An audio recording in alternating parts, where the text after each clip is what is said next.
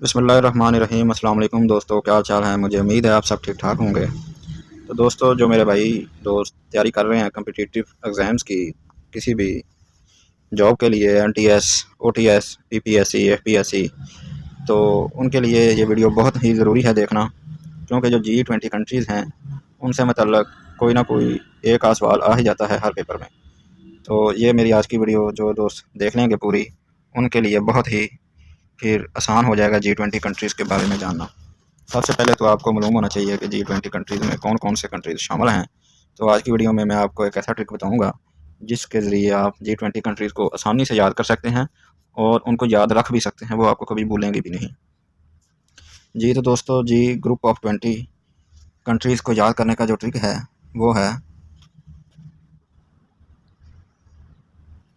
गुरु जी सीता अब CSS and FCI में job करती है। ये ट्रिक है, लेकिन हम जो इसका इस्तेमाल है वो उर्दू में नहीं, ये सिर्फ आपको समझाने के लिए किया था। जो ट्रिक हमने इस्तेमाल करना है वो इंग्लिश में करना है, यानी कि ये गुरु जी GURU गुरु जी सीता अब CSS एंड FCI में। तो ये हमारा ट्रिक है, इससे हम जो इसके G20 कंट्रीज़ है वो बनाएंगे। तो अभी देखते हैं वो कैसे बनेंगे।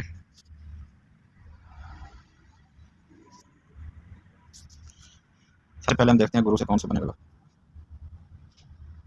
जी से बनेगा जर्मनी, U से बनेगा USA, R से बनेगा रशिया, फिर U से बनेगा UK। आगे आगा जे से बनेगा जापान, जे से बनेगा जापान, आई से बनेगा इंडिया। सीता के एस से बनेगा सऊदी अरेबिया, आई से बनेगा इंडोनेशिया, टी से बनेगा तुर्की, ए से बनेगा ऑस्ट्रेलिया।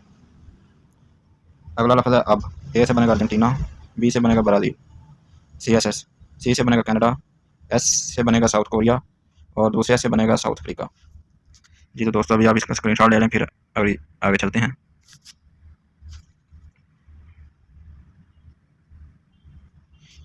जी तो दोस्तों, अभी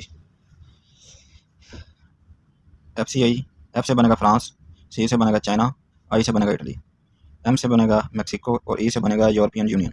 तो दोस्तों, ये 20 मुल्क पूरे हो गए हैं। इस ट्रिक से आप बहुत ही आसानी से 20 मुल्कों को याद कर सकते हैं।